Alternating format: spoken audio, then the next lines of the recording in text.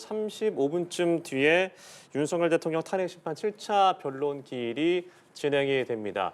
이 자리에서는 이상민 전 행정안전부 장관과 신원식 국가안보실장 등이 증인으로 출석을 하게 되는데요. 헌법재판소에 나가 있는 취재 기자 연결해 보겠습니다. 김태욱 기자.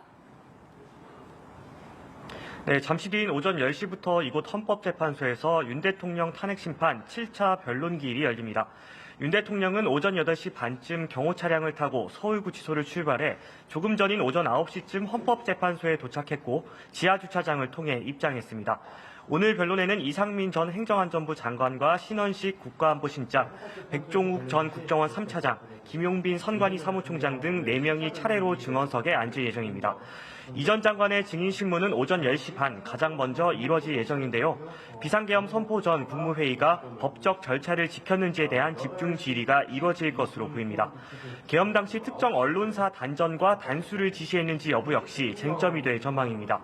검찰 공소장에는 윤 대통령이 소방청을 통해 단전 단수를 하라는 내용이 적힌 문건을 이 전 장관에게 보여줬다는 내용이 담겼는데요.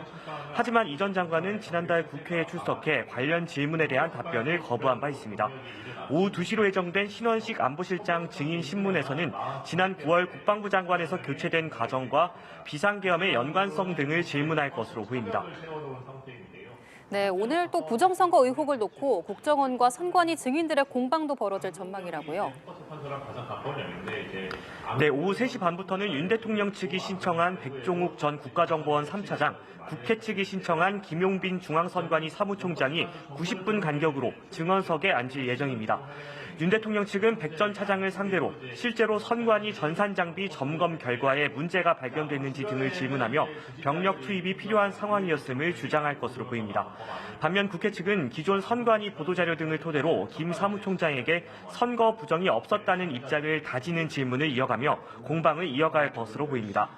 한편 모레 8차 변론이 마지막일지 아니면 추가 지정될지 여부는 아직 결정되지 않았습니다. 한덕수 국무총리와 이경민 방첩사령관 직무대리의 증인 추가 지정 여부가 결정되지 않아 기일이 늘어날 가능성이 아직 열려 있는 겁니다. 변론 기일이 8차에서 마무리될 경우 재판관들은 평의와 결정문 작성 과정을 거쳐 다음 달 중순쯤 선고에 나설 것이란 전망이 나오고 있습니다. 하지만 헌재는 지난 2017년 박근혜 전 대통령 탄핵심판 당시 기준을 확립했다며 절차적 적법성이 확보되면 검찰이 작성한 피의자 신문조서의 증거 능력을 인정하겠다고 밝혔는데요. 윤 대통령 측은 2020년 형사소송법 개정으로 검사가 작성한 피신조서는 피고인이 그 내용을 인정할 때만 형사재판의 증거로 쓸 수 있도록 바뀌었다며 헌재의 주장은 인권보장 흐름에 역행하는 퇴행적 조치라고 주장했습니다. 지금까지 헌법재판소에서 전해드렸습니다.